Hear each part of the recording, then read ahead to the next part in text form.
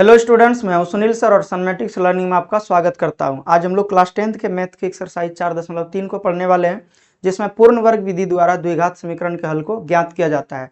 साथ ही द्विघाती सूत्र का भी प्रयोग किया जाता है। तो दोनों को हम लोग सबसे पहले समझेंगे कि पूर्ण वर्ग विधि में किस तरह से द्विघात समीकरण का हल ज्ञात करते हैं, पूरे प्रोसेस को समझेंगे। उसके बाद फिर हम लोग एक्सरसाइज के सवाल को जानेंगे। तो सबसे पहले तो हम लोगों को ये समझना होगा कि पूर्ण वर्ग विधि में हम लोग क्या करते हैं। ठीक है, पूर्ण वर्ग विधि ये काफी इंपॉर्टेंट है आपके एग्जाम के पर्पज से। तो इससे कई बार सवाल को देखा गया कि पूछा जाता है, लगातार पूछा जाता है, तो इसीलिए आपके लिए काफी इंपॉर्टेंट है। ये विधि को आपको पढ़ना और समझना ज्यादा आवश्यक है, तो इसीलिए ध्यान से देखिए। तो हम लोग सबसे पहले तो कुछ एग्जाम्पल ले लेते हैं। जैसे कि एग्जाम्पल के तौर पे ले लेते हैं 4x² माइनस 4x और प्लस 1 बराबर 0। ये एक द्विघात समीकरण है और इसके हल को हम लोग पूर्ण वर्ग विधि का प्रयोग करके ज्ञात करेंगे। ऐसा डायरेक्ट हम लोग इसीलिए उदाहरण ले लिए हैं, और ये भी बिल्कुल आसान सा उदाहरण लिए हैं ताकि आपको सबसे पहले कॉन्सेप्ट समझ में आ जाए कि यहाँ पर पूर्ण वर्ग विधि में हम लोग करते क्या हैं। उसके बाद फिर धीरे धीरे हम लोग भारी सवाल की ओर बढ़ेंगे। तो देखिए, यहाँ पर ध्यान देने वाली बात है, इस सवाल को हम लोग यानी कि ये जो स्टेप है, पूरे सवाल को अगर देखते हैं तो इस स्टेप को हम लोग क्या लिख सकते हैं, 2x का होल स्क्वायर लिख सकते हैं। अगर 2x गुना 2x करते हैं तो 4x² हमारे पास प्राप्त होता है। फिर यहाँ पर हम लोग इसको ऐसे लिख सकते हैं, 2 गुना 2x और गुना 1। ठीक है, और प्लस में इसको भी हम लोग लिख सकते हैं 1 का स्क्वायर बराबर 0। देखिए, ध्यान देने वाली बात है, यहाँ पर ये 4x² को हम लोग 2x का स्क्वायर लिख दिए, माइनस 4x को हम लोग -2 गुना 2x और गुना 1 लिख दिए। तो यहाँ पे फाइनली अगर देखते हैं तो जो चीज वहां पे पहले था हमारे पास वही चीज है, लेकिन कोई बदला नहीं है, लेकिन एक फॉर्मेट तैयार हो गया हमारे पास। ठीक है, तो ये चीज हो जाता है। तो यहाँ पर हम लोग देख पा रहे हैं कि 2 गुना 2x और गुना 1 के रूप में हम लोग 4x को लिख लिए। ठीक है, दूसरी चीज क्या है कि 1 को हम लोग 1 का स्क्वायर लिख दिए। तो इससे हुआ क्या, एक सूत्र हमारे पास यानी कि सूत्र के रूप में प्राप्त हो गया। ये पूरा जो व्यंजक था या पूरे जो द्विघात समीकरण था वो एक सूत्र पे बैठ जा चुका है। ठीक है, तो यहाँ पर जैसे देखिए, a² minus 2ab plus b², जो यहाँ पर a है वही यहाँ पर भी a है। यहाँ पर अगर जो b को अगर देखें, b का मान 1 है तो यहाँ पे भी b का मान 1 है। तो ये जो यानी कि पूरा जो समीकरण है वो एक सूत्र पे बैठ गया, इस सूत्र पे a² minus 2ab plus b²। तो डायरेक्टली हम लोग इस सूत्र को a माइनस b का होल स्क्वायर लिखते हैं। तो उसी तरह से यहाँ पर a का मान 2x है और b का मान 1 है, तो यहाँ पे माइनस वाला सूत्र लगा है, तो इसीलिए हम लोग लिख सकते हैं इसको 2x माइनस 1 का होल स्क्वायर और बराबर 0। ये पूरे फॉर्मेट को हम लोग इस तरह से लिख दिए, जिस तरह से a² minus 2ab plus b² बराबर a माइनस b का होल स्क्वायर होता है, उसी तरह से 2x का whole square minus 2x into 2 into 2x into 1 और प्लस 1 का स्क्वायर बराबर हम लोग लिख दिए 2x माइनस 1 का होल स्क्वायर। अब यहाँ तक अगर हम लोग कर चुके हैं तो ये वर्ग बन गया पूरी तरीके से। ये जो हमारे पास समीकरण दिया था ये वर्ग बन गया, इसीलिए इसको पूर्ण वर्ग विधि का कहा गया है। ठीक है, तो पूर्ण रूप से वर्ग बनाने के बाद हम लोग समीकरण का हल ज्ञात करेंगे। अब देखिए क्या होगा यहाँ पर कि ये जो देख पा रहे हैं स्क्वायर जो है उधर अगर ले जाएंगे तो क्या हो जाएगा, 2x घटा 1 बराबर 0 का रूट हो जाएगा। और 0 का रूट होने से कोई फर्क नहीं पड़ता है, क्योंकि 0 का वर्गमूल भी 0 ही होता है। ठीक है, तो ये ऐसा अब कहना तो गलत है हालांकि, लेकिन 0 का अगर कुछ भी हम लोग करें तो कोई यानी कि बदलाव हालांकि यहाँ पे नहीं आता है। ठीक है, तो 2x बराबर 1 हो जाएगा।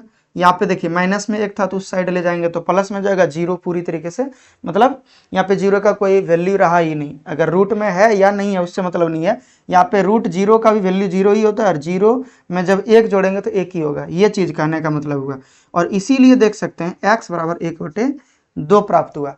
अब आप कहिएगा कि यहाँ पे जब भी हम लोग द्विघात समीकरण के हल को ज्ञात करते थे तो 2 मान ज्ञात होता था, लेकिन यहाँ पे तो 1 ही मान ज्ञात हुआ है।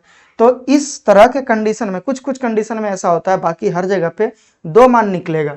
तो यहाँ पर करना क्या होगा हमें, अगर मान लीजिए कि x का कोई ऐसा यानी कि हमारे पास सवाल आ जाए जिसमें x का 2 मान तो ज्ञात हुआ लेकिन दोनों सेम आ गया, तो वही यहाँ पे कंडीशन था। ठीक है, ये समीकरण का जब हम लोग हल ज्ञात करेंगे तो x बराबर 1/2 और फिर से 1/2 प्राप्त होगा।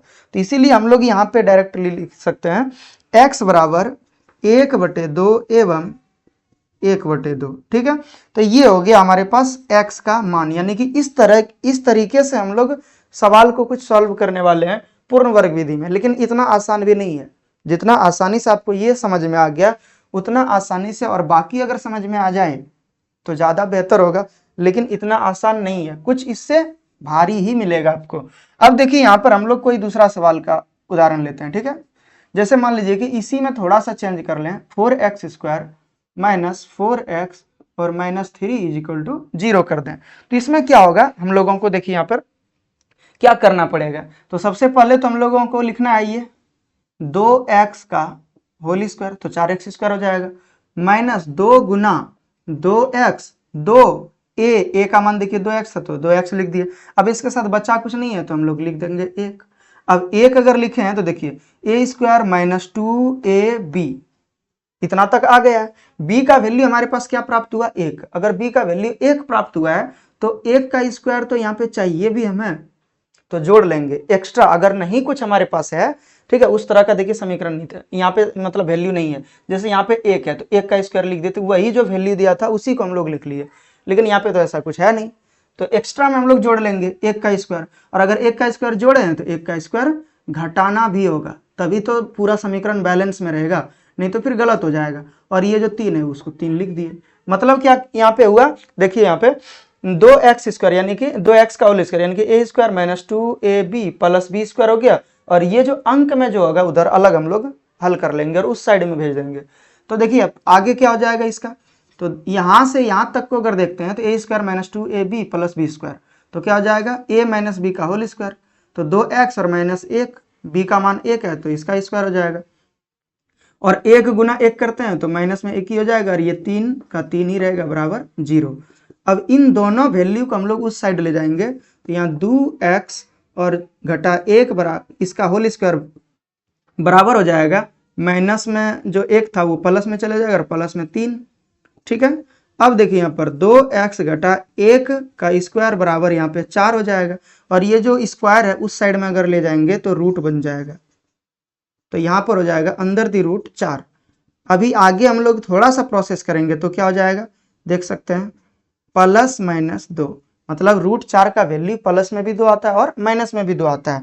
अब हम लोगों को यहीं से अलग अलग वैल्यू को निकालना होगा। जैसे 2x घटा 1 बराबर, अगर प्लस में 2 ले लें तो ये उस साइड अगर भेज देंगे तो हो जाएगा 2 और प्लस में 1, ये चूंकि माइनस में इस साइड में तो उस साइड जाएगा प्लस में, तो इसीलिए x बराबर देख सकते हैं 2 1 3, और ये जो 2 है ये बटे में आ जाएगा।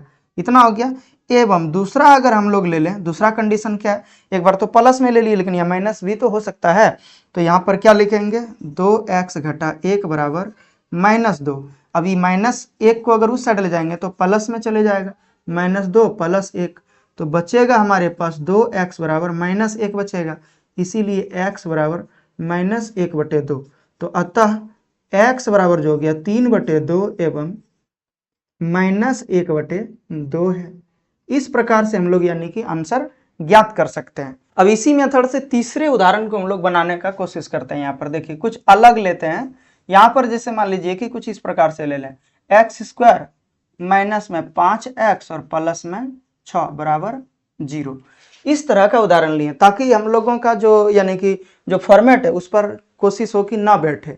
तो ऐसे में अगर इस तरह से अगर मान लीजिए कि हमारे पास आ जाए कुछ वैल्यू, तो इसके कारण क्या होगा कि हम लोगों को जो यानी कि एक तरह से प्रॉब्लम फेस करने मिलता है वो हम लोगों को यहाँ पे ही देखने मिल जाएगा और उसको सॉल्व भी करेंगे। ठीक है, तो यहाँ पर क्या कर सकते हैं, देखिए ये a² तो है ही, तो a² रहने देंगे। अब माइनस में 2ab होता है तो 2 तो लिखना ही है, आपको कोई तरह का दिक्कत नहीं है। जो एक्स्ट्रा अंक आएगा उसको हम लोग अलग से हैंडल करेंगे, लेकिन सूत्र पे बिठाना है। तो यहाँ पर a² माइनस 2 इंटू a का मान देखिए x है तो 2x आ गया, और यहाँ पर देखिए क्या है 5x है। तो इसका मतलब क्या है, हम लोग अगर 5/2 से गुना कर दें तो क्या हो जाएगा, ये 2 से 2 कट जाएगा और 5 गुना x हो जाएगा।